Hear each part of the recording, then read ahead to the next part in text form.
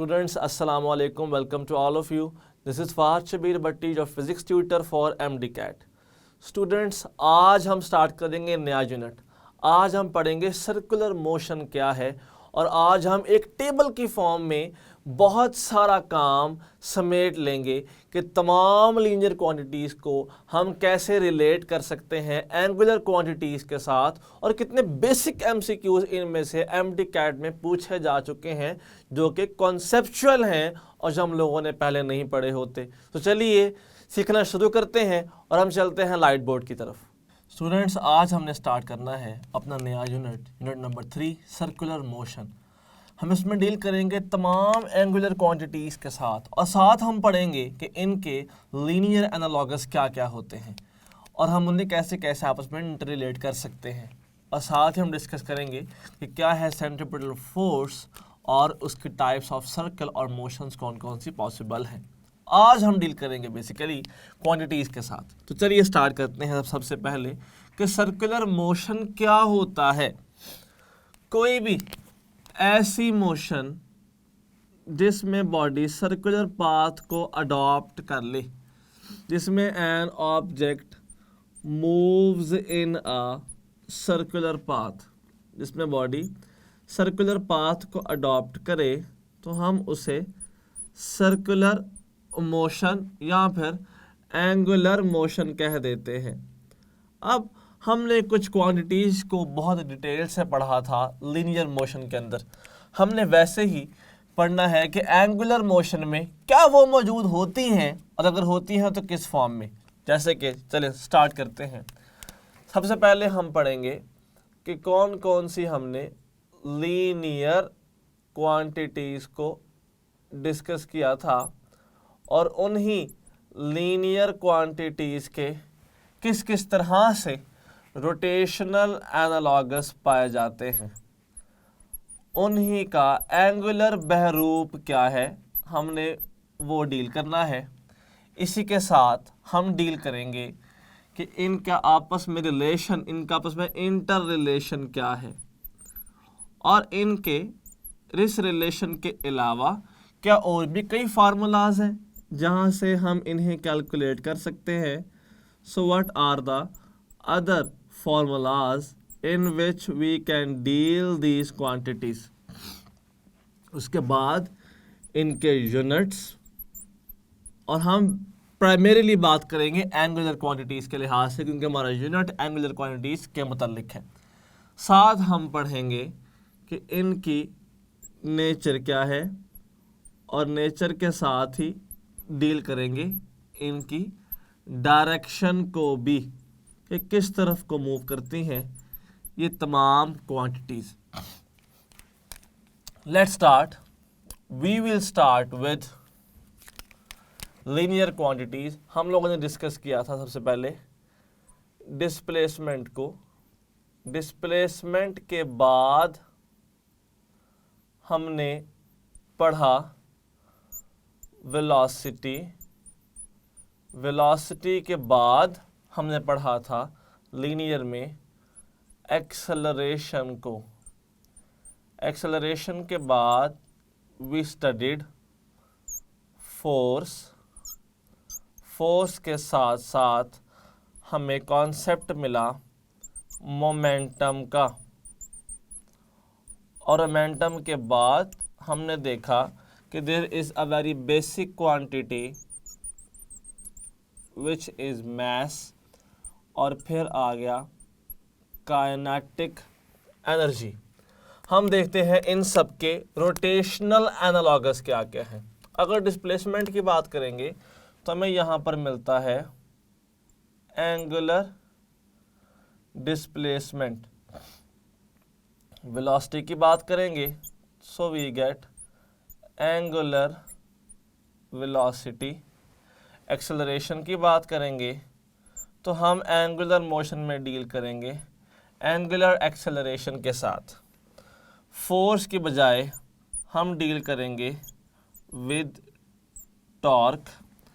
Momentum की बजाय we will deal with angular momentum और इसके बाद मोमेंट ऑफ इनर्शिया।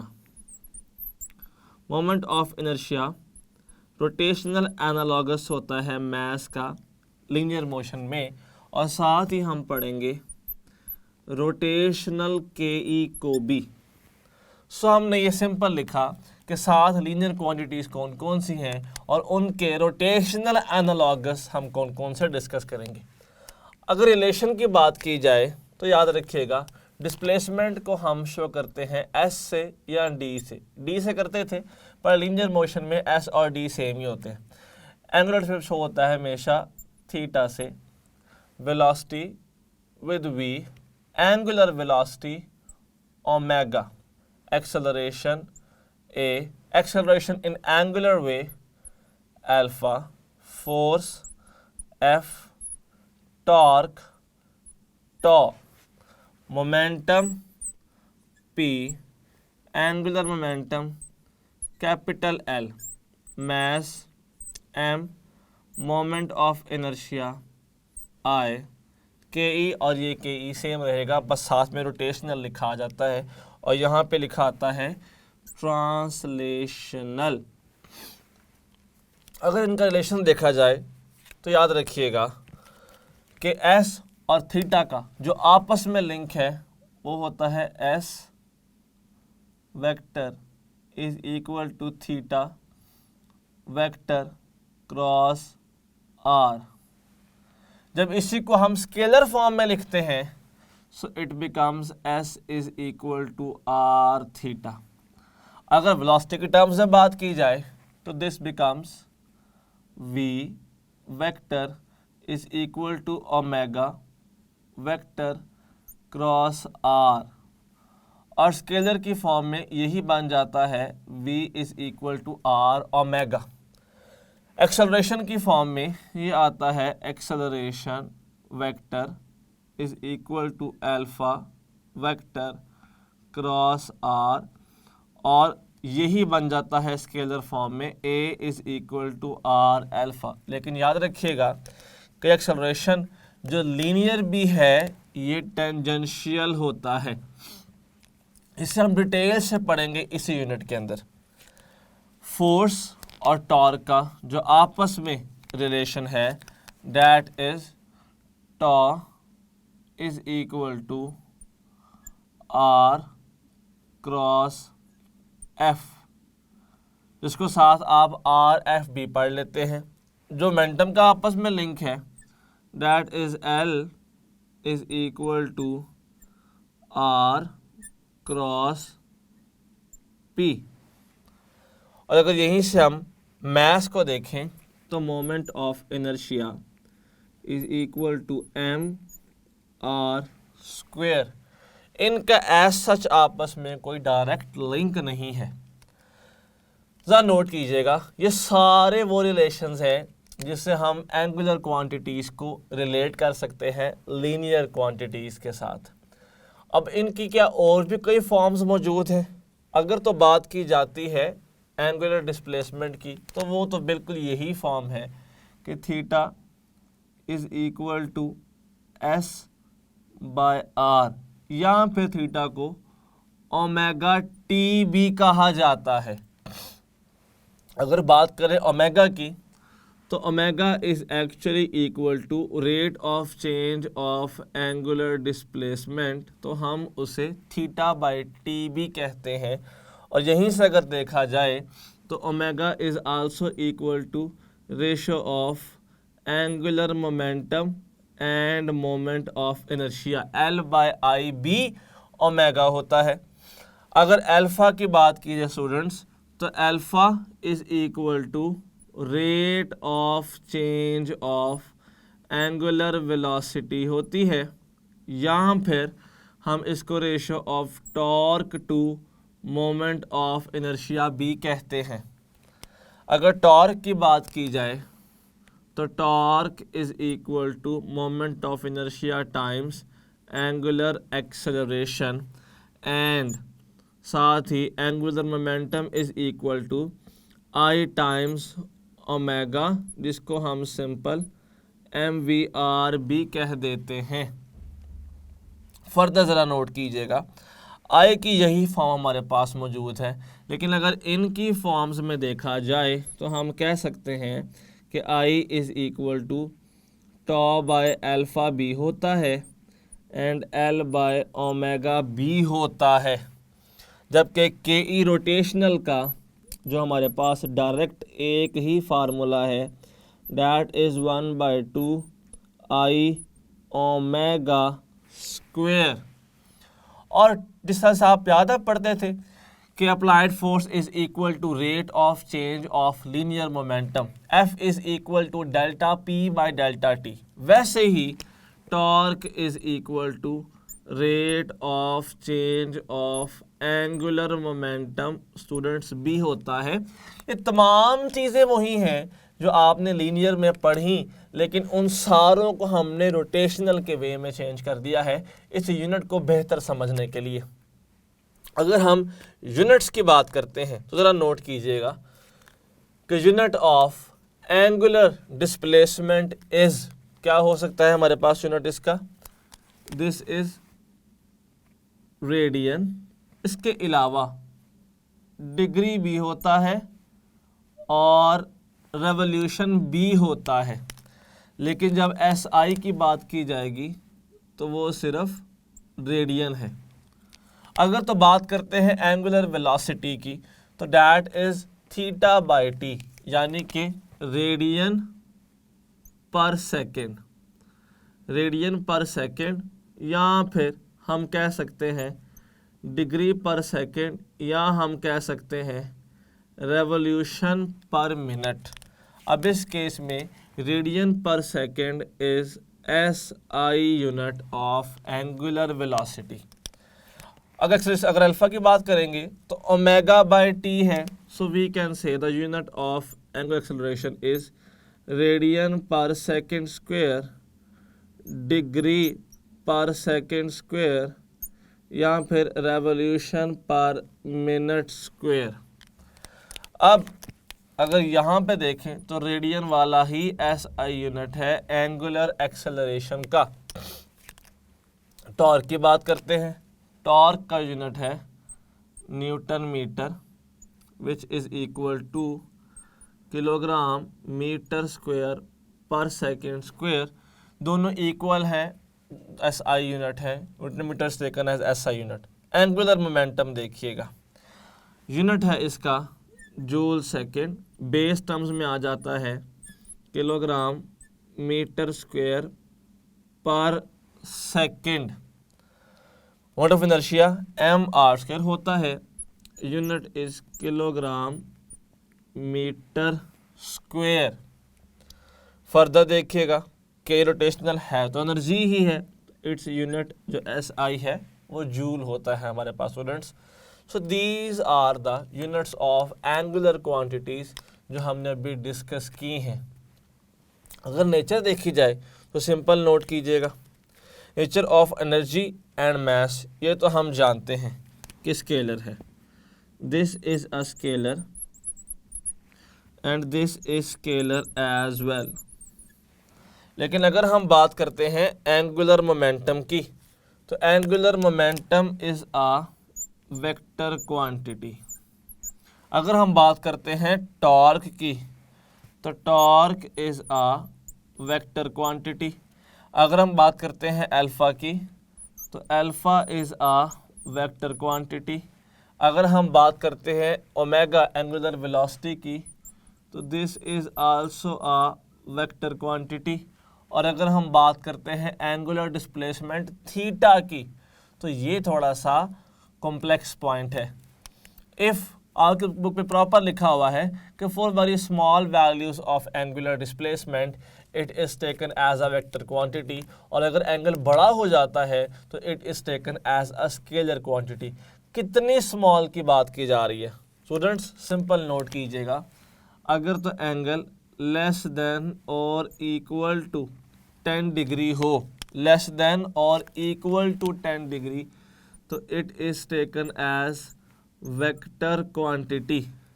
और अगर तो एंगल मोर देन 10 डिग्री हो जाए, अगर तो मोर देन 10 डिग्री हो जाए तो then it is taken as a scalar quantity. ऐसा कैसे पॉसिबल है?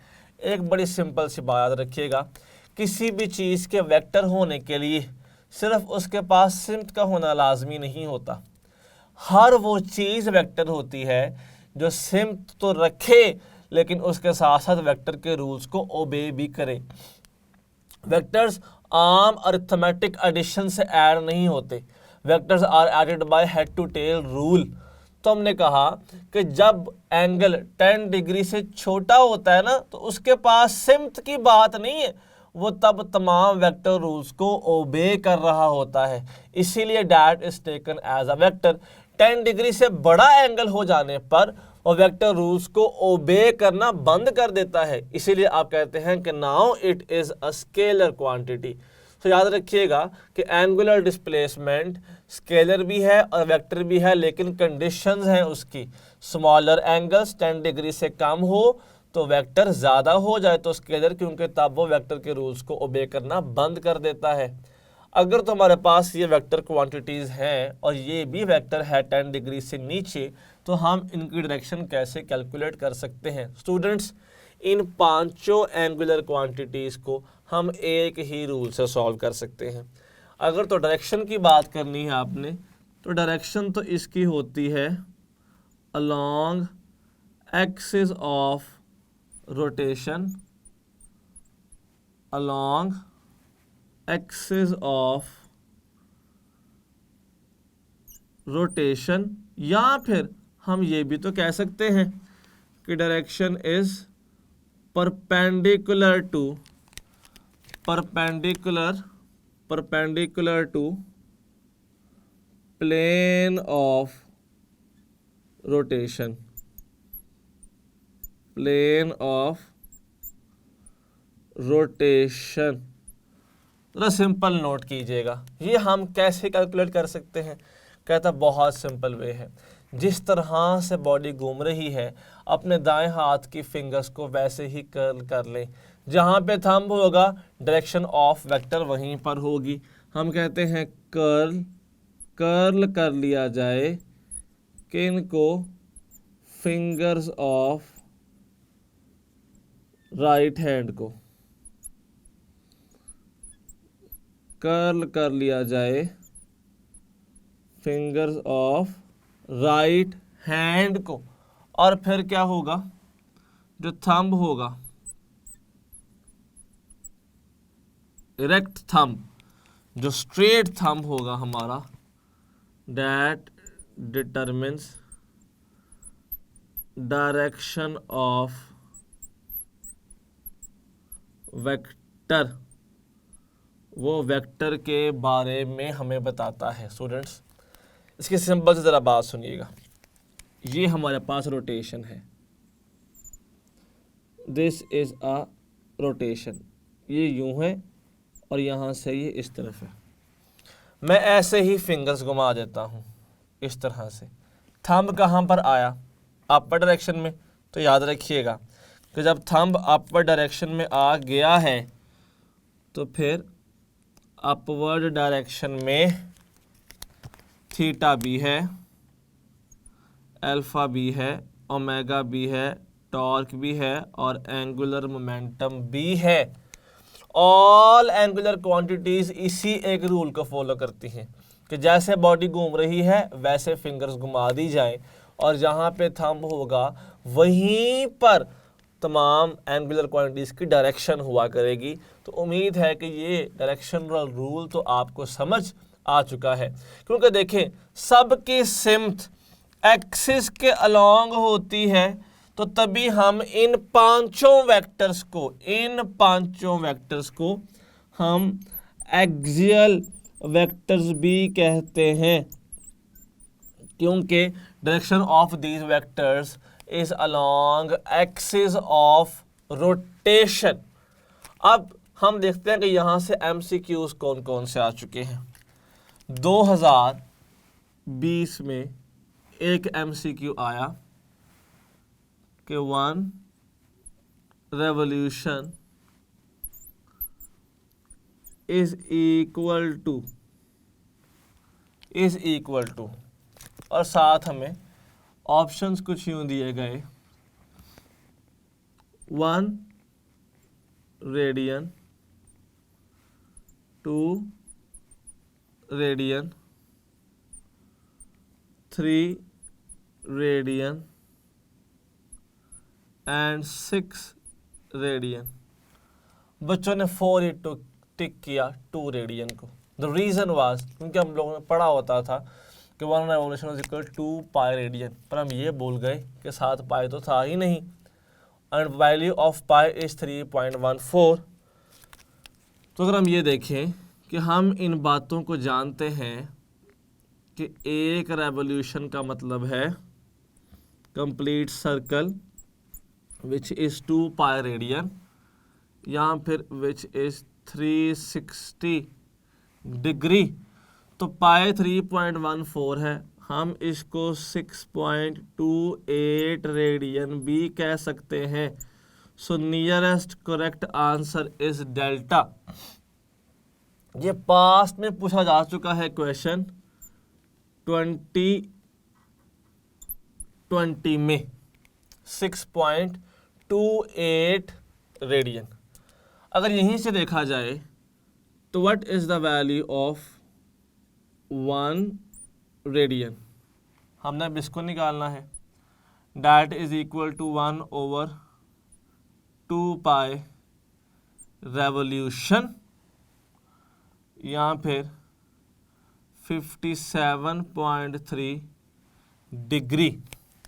स्टूडेंट्स ये दोनों MCQs डिफरेंट पेपर्स में 2021 में पूछे जा चुके हैं। अगर डिग्री मुझे निकालनी पड़ जाए यहीं से कि डिग्री इक्वल किसके आती है, तो 1 degree is equal to 1/360 revolution या फिर 0.01745 रेडियन। आपने नोट किया कि 1 डिग्री कितना छोटा रेडियन है। तो हम यहाँ से हमने क्या चीज़ नोट की कि जो यूनिट रेडियन है ना, radian is only for large angles. Radian तभी इस्तेमाल करना है जब हमने लार्ज एंगल्स कैलकुलेट करने हैं, क्योंकि एक रेडियन भी देखें 57.3 डिग्री बन जाता है। कितनी ज़्यादा वैल्यू में दे रहा है एंगल्स की फॉर्म में। कई मरतबा ऐसा होता है कि जब हमें क्वेश्चन सॉल्व करना पड़ता है तो क्वेश्चन सॉल्व करने के लिए हमें डाटा दिया जाता है RPM की फॉर्म में, रेवोल्यूशन पर मिनट की फॉर्म में। The easiest way to solve this is कि रेवोल्यूशन इज 2 पाई पर मिनट 60, कि आप उसको 2 पाई बाय 60 से मल्टीप्लाई करेंगे तो वो आपको SI यूनिट में कन्वर्जन दे देगा एंगुलर वेलोसिटी की। हमने सब कुछ तो पढ़ा भी, एक चीज़ हमने मिस कर दी, वो क्या? Acceleration alpha. हमने तो पढ़ा था ये तो 2 तरह का होता है, पॉजिटिव भी और नेगेटिव भी।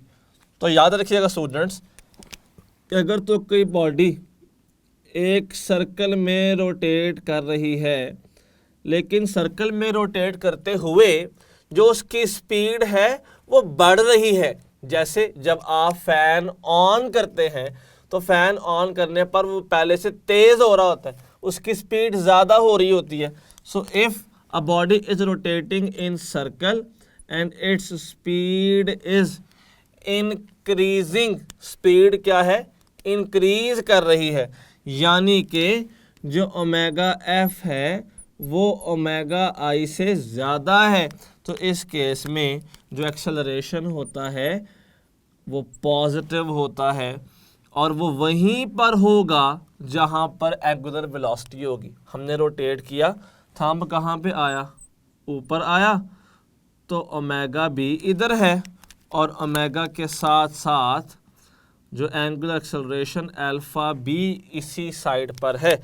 लेकिन अगर हमारे पास ऐसे ही रोटेशन हो रही हो और इसी रोटेशन में हम देखें कि अब तो फैन ऑफ हो रहा है, इसकी स्पीड तो पहले से कम हो रही है, omega F is less than omega I. Students इस केस में एक्सेलरेशन नेगेटिव हो जाता है, that is called angular deceleration. अब इस केस में जब कर्ल किया, थंब ऊपर आया, तो एंगुलर वेलोसिटी तो अपवर्ड ही होगी, लेकिन जैसे ही एंगुलर एक्सेलरेशन होगा वो वेलोसिटी के ऑपोजिट आएगा, क्योंकि because now this is deceleration students. तो हमने यहाँ पे क्या देखा कि जो बिहेवियर ऑफ एक्सेलरेशन है वो रूल से चेंज भी हो सकता है depending upon the magnitude of velocity. कौन सी? Angular velocity. ये हमारे पास एक बिल्कुल बेस फॉर्म थी। अब हम इसी बेस फॉर्म पे डिसाइड करेंगे कि एंगुलर वेलोसिटी से एमसीक्यूज किस किस तरह के आ सकते हैं, और हमारे पास और कौन सा नॉलेज है जो यहाँ से पिक हो सकता है, हम अब वो डिस्कस करेंगे। स्टूडेंट्स हम साथ ही पढ़ेंगे कि फर्दर एमसीक्यूज यहाँ से कौन कौन से पिक हो सकते हैं और एंगुलर वेलोसिटीज क्या होती हैं डिफरेंट चीज़ों की। अभी हम डिस्कस करते हैं इसको। एक एमसीक्यू पूछा जा सकता है जनरली कि what is angle between linear velocity and angular velocity। इनमें एंगल बेसिकली क्या होता है? Is it 0 degree, 45 degree, 90 degree या फिर 180 डिग्रीज? ज़रा नोट कीजिएगा, मैं एक आपको सिंपल वे बताऊंगा जिससे हम सारे इस तरह के केसेस को इजीली सॉल्व कर लेंगे। अगर तो हमारे पास ये एक सर्कल है, if this is a circle and this is centre of the circle, हम यूं अज्यूम कर लेते हैं। स्टूडेंट्स रेडियस इस सर्कल का ये है, this is radius of this circle. जब ये बॉडी इस तरह से इस सर्कल में रोटेट कर रही होती है, जब ये बॉडी ऐसे सर्कल में रोटेट कर रही है, तो नोट कीजिएगा इसका linear displacement, linear velocity and acceleration वो सब टेंजेंट के अलोंग होते हैं। These all are along tangent। जबकि तमाम एंगुलर क्वांटिटीज अगर देखा जाए तो नोट कीजिएगा, सर्कल में तो बॉडी ऐसे घूम रही होगी ना, क्योंकि देखिए उसका एरो ऊपर की तरफ को था। हमने यू फिंगर से घुमाया, थंब कैसे आया? इस साइड पे। हमने कहा दिस इज एक्सिस, तो ये आ गया हमारे पास थीटा, ओमेगा और अल्फा। अल्फा इसीलिए है क्योंकि एक्सेलरेशन लीनियर में मौजूद है। अब नोट कीजिएगा, this is something like this, this is radius, this is linear quantities and this is angular quantities. Student जरा नोट कीजिएगा, the angle between radius and linear is 90, the angle between linear and angular is 90, angular and radius is 90। तो हमने क्या note किया कि all quantities are mutually perpendicular to each other। अगर angle इसका 90 है, if this angle is 90, this is also 90, और S V और ए का थीटा, ओमेगा और अल्फा से भी एंगल 90 ही बनता। तो जब भी हमें एंगल पूछा जाए, चाहे वो वी और ओमेगा में हो, चाहे एस और थीटा में हो, ए और अल्फा में हो, या इनमें से किसी का रेडियस के साथ हो, तो हमेशा हमारा आंसर क्या होगा? स्टूडेंट्स 90 होगा हमारा आंसर इस केस में। फर्दर नोट कीजिएगा कि इसके अलावा हमें क्वेश्चंस कैसे पूछा जा सकते हैं। हमें क्वेश्चन ऐसे पूछा जा सकता है कि a body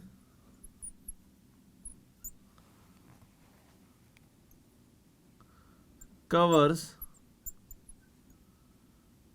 2 metre tangential distance, ये आर्क लेंथ है, ये एस है, tangential distance on a circle of radius 2 metre. तो बताइए कितना एंगल तय किया होगा बॉडी ने। हमें क्वेश्चन की ऑप्शंस कुछ यूँ दी जाती हैं, 114.3 डिग्री, 1 डिग्री, 57.3 डिग्री या फिर 2 degree.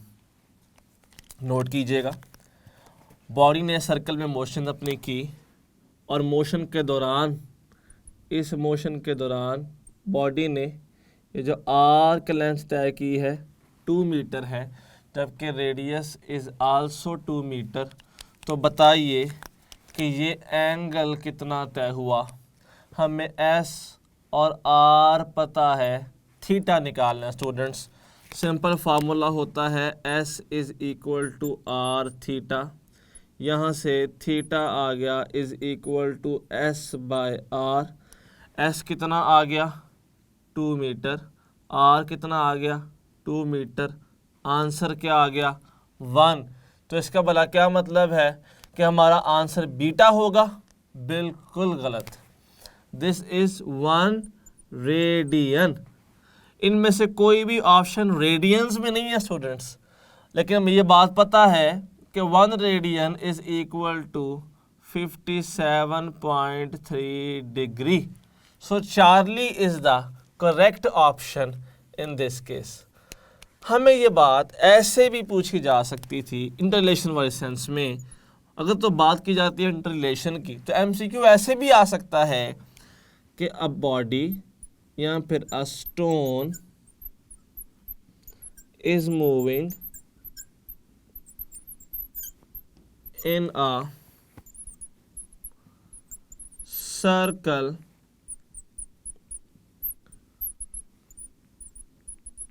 with constant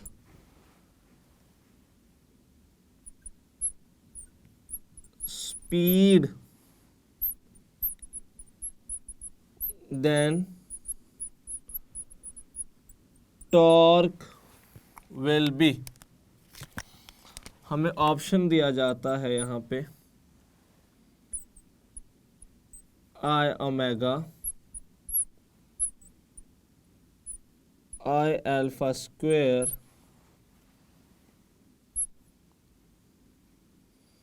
I alpha and delta is 0। Students, torque का फार्मूला I alpha होता है, यहाँ पे आंसर I alpha नहीं है। क्यों? बॉडी कांस्टेंट स्पीड से मूव कर रही है।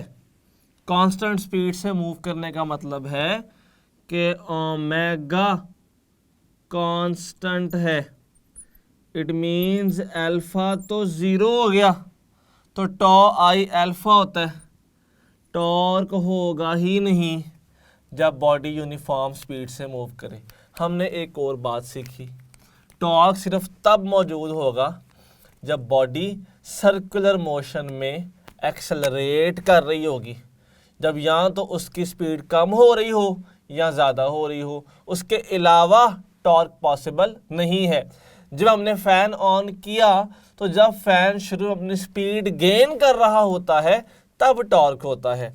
जब फैन यूनिफॉर्म स्पीड से रोटेट करना शुरू कर देगा तो फिर टॉर्क नहीं है, और जब हम फैन को बंद कर देंगे, ऑफ कर देंगे, और जब अपनी स्पीड आहिस्ता आहिस्ता कम कर रहा होता है तो तब भी टॉर्क मौजूद होता है। यूनिफॉर्म केस में टॉर्क मौजूद स्टूडेंट्स नहीं होता। स्टूडेंट्स अब हम डिस्कस करेंगे एक अलग question.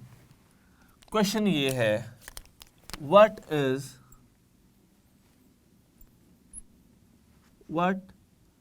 is angular velocity of minute hand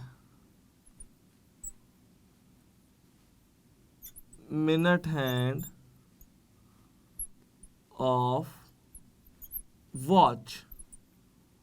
बताइए मिनट हैंड की एंगुलर वेलोसिटी क्या है। हमें अल्फा ऑप्शन दे दिया जाता है π/30 रेडियन पर सेकेंड, बीटा ऑप्शन दिया जाता है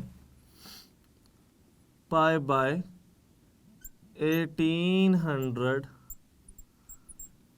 रेडियन पर second, Charlie option is π/21,600 radian पर सेकेंड एंड π/12 रेडियन पर सेकेंड। अब ज़रा नोट कीजिएगा कि इनमें से सही कौन सा है। पहली बात, ये मिनट हैंड क्या होता है। हम एक वॉच की एग्जांपल ले लेते हैं। This is dial of a watch, ये इसका सेंटर है। टोटल इसकी 3 नीडल्स जिनको हम हैंड्स भी कहते हैं। एक मिनट हैंड जो बड़ी वाली नीडल होती है, एक और हैंड जो छोटी वाली होती है, और एक रेड होती है सेकंड हैंड जो सेकंड्स के लिए यूज़ होती है। जो सेकंड के लिए होगी सेकंड हैंड, मिनट्स वाली मिनट हैंड, घंटे वाली और हैंड। हमने बात करनी है एक रोटेशन की। अब नोट कीजिएगा, फार्मूला होता है एंगुलर वेलोसिटी का θ/2। थीटा तो आ गया 2π। टाइम होता है टाइम पीरियड, जितनी देर में उस नज़ारा पूरा करना होगा। हम क्यों ना बात कर लें इस तरह से कि सबसे पहले हम डिस्कस कर लेते हैं सेकंड हैंड को, कि what does second hand say about this. अगर सेकंड हैंड की बात की जाती है, सेकंड हैंड में ओमेगा आ गया थीटा 2π/, अगर सेकंड वाली सुई एक चक्कर पूरा कर ले तो जो टाइम गुजरता है वो 1 मिनट होता है, जिसको हम 60 सेकंड्स भी कह सकते हैं। तो पहले आप 1 मिनट पुट कर लें तो आंसर आ जाएगा 2π रेडियन पर मिनट। और अगर इसी में फार्मूला में टाइम को मिनट्स की बजाय सेकंड्स में पुट करेंगे तो this will give us π/30 radian पर सेकंड। अब इसी तरह से एक अलग हैंड को हम मिनट हैंड की बात स्टूडेंट्स कर लेते हैं, लेकिन नोट कीजिएगा अब इस केस में टाइम मैनेज करना है।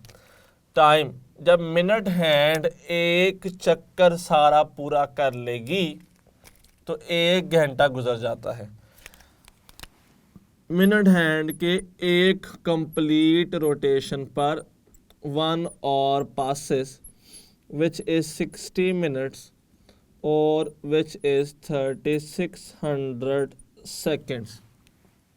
स्टूडेंट्स, इस केस में हम यूं भी कह सकते हैं, नोट कीजिएगा कि omega is equal to 2π by, पहले पुट करें और में 1, so this is 2π radian per और। अब नोट कीजिएगा 2 पाई बाय मिनट्स में पुट कीजिएगा 60, this is pi by 30 radian per minute. और हम यूं भी कह सकते हैं कि omega is equal to 2 pi by 3600 which is equal to pi by 1800 radians per second. हमारा MCQ मिनट हैंड से लिंक्ड था। हमने देखा कि all options are in radian पर second, so over correct answer is pi by 1800 radian पर second. Students, ये थी एंगुलर वेलोसिटी किसकी? मिनट हैंड की, रेडियन पर सेकेंड में। स्टूडेंट्स, हमें यही क्वेश्चन पूछा जा सकता था कि और हैंड के बारे में एंगुलर वेलोसिटी बताएं। तो नोट कीजिए, जब एक और हैंड अपनी एक रेवोल्यूशन कंप्लीट कर लेता है तो कंप्लीट करने पर कितना टाइम पास करता है भला? और हैंड की रेवोल्यूशन कंप्लीट होने पर गुजर जाते हैं 12 आवर्स, जिनको हम कह सकते हैं 720 मिनट्स या फिर 43,200 सेकेंड्स। तो अगर हम इनको पुट करें तो ज़रा नोट कीजिएगा अब कि एज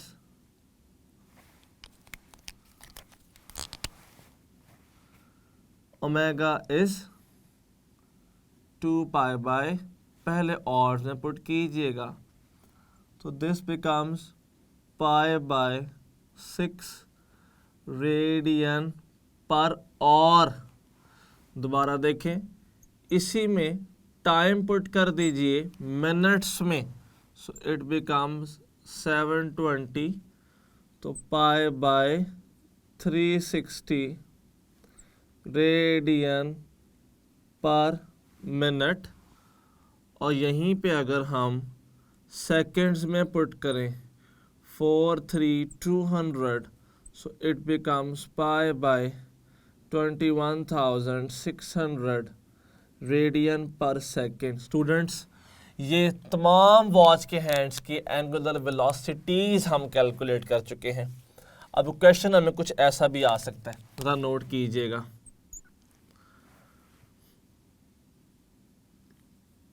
और hand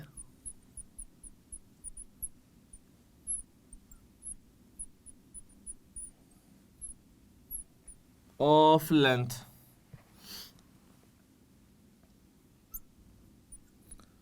.5 metre in a tower clock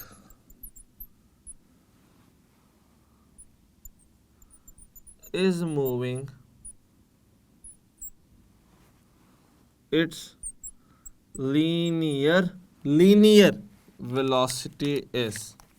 So the options of this MCQ are pi by 6 meter per hour, beta is pi by 12 meters per hour, Charlie is pi by 3 meters per hour, and delta is pi meters per hour. Students, तो simple note कीजिएगा, formula होता है V is equal to R omega, और R तो देखें 0.5 given है, I can write it as 1/2। Units note कीजिएगा, every velocity is in metre पर ऑर्स, मतलब हमने और हैंड का रेडियन पर और वाला फैक्टर यूज किया है, and that was pi by 6। So omega आ गया पाई बाय 6 रेडियन पर और। 2 into 6 becomes 12, so pi by 12 meters पर और, तो अगर यहाँ से देखा जाए students, so beta is the correct option in this case. ये आपने जनरली देखा कि टेबल में क्वांटिटी से एमसीक्यूज किस किस तरह से वो पिक कर सकता है। अब हमने अपने टॉपिक की लास्ट बात करनी है, which is angular equations of motion. कि एंगुलर इक्वेशंस के केस में हमारी इक्वेशंस किस तरह से बन जाती हैं और उसमें से हमें सवाल किस तरह से आ सकता है। तो अभी हम उसको नोट करेंगे कि what are angular equations of motion, या फिर what are equations of motion but in angular way. Equations of motion angular way में कैसी हैं, अब हम इसको नोट करेंगे। स्टूडेंट्स अब हम नोट करेंगे कि what are equations of motion in angular way. तो चलिए स्टार्ट करते हैं। अगर देखा जाए लीनियर वे में तो इक्वेशन थी V F is equal to V I plus A T. Second equation थी S is equal to V I T plus 1/2 A T square. जबकि थर्ड इक्वेशन थी 2as V F square minus V I square. Students अगर हम इन्हीं equations को transform करें angular way में तो ये कुछ यूँ बन जाती हैं कि there is no V in angular, there is omega, so omega F is equal to omega I. A नहीं होता, अल्फा होता है, सो अल्फा टी। एस नहीं है, थीटा है। वी नहीं है, ओमेगा है। और ए नहीं है, अल्फा है। So this becomes like this, 2a नहीं, अल्फा, एस नहीं, थीटा, और वी नहीं, omega. So these are rotational equations of motion जो हम इस्तेमाल कर सकते हैं फर्दर। जैसे हमें यहाँ से ये क्वेश्चन जनरली पूछा जा सकता है, नोट कीजिएगा। If a stone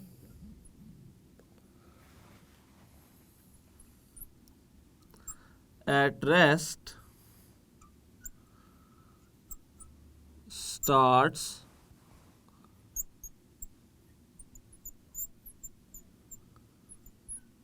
rotating with angular velocity of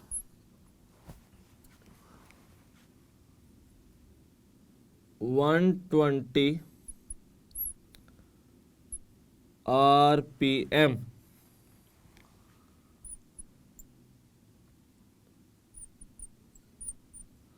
then what will be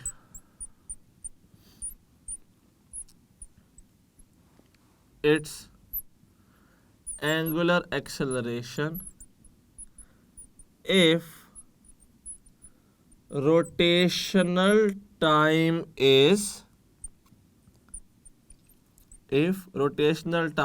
is 2 second. ज़रा अल्फ़ा नोट कीजिएगा। Alpha is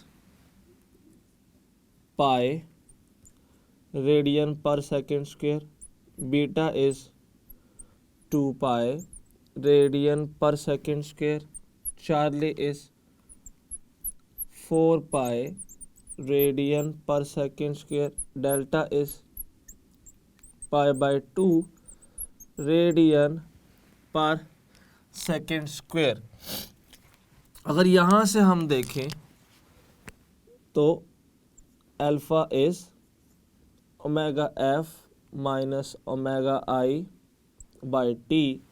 omega F is 120 RPM, 120 RPM minus 0/2, 62 से मल्टीप्लाई होगा, so this becomes 120 into 2 pi by 120, ये cut गए।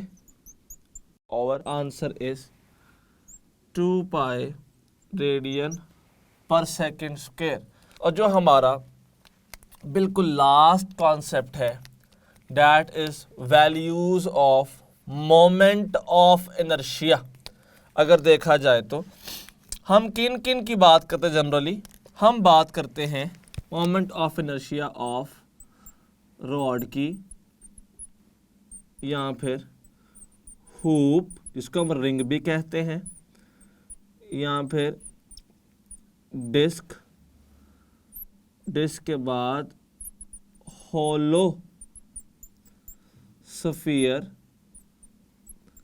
या फिर solid sphere, होलो sphere या solid sphere.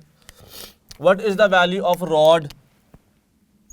1/12 ml square, hoop is mr square, disc is 1/2 mr square, hollow sphere is 2/3 mr square, solid sphere is 2/5 mr square। अगर पूछा जाए what is moment of inertia of earth, इसका formula क्या है, तो that is 2/5 mr square generally. Students, ये था हमारा first lecture of angular and rotational motion. हमने आज स्टूडेंट्स देखा कि किस तरह से टेबल की फॉर्म में हमने सारी लीनियर क्वांटिटीज़ को यूनिट, डायरेक्शन और हर चीज़ के साथ समेट के हमने कंपेयर किया एंगुलर क्वांटिटीज़ के साथ। और साथ ही हमने देखा कि कितने बेसिक एमसीक्यूज आ चुके हैं जो इम्पॉर्टेंट हैं, हमारी बेस फॉर्म में से हैं, पर हम उनको प्रॉपर तौर पे सॉल्व कई बार नहीं कर पाते। हम सब कुछ आज सीखा। अगर तो आपको कुछ समझ नहीं आया तो लाजमन कमेंट कीजिएगा, लेकिन उम्मीद है कि सब समझ आ गया होगा। अपना ख्याल रखिएगा। शुक्रिया।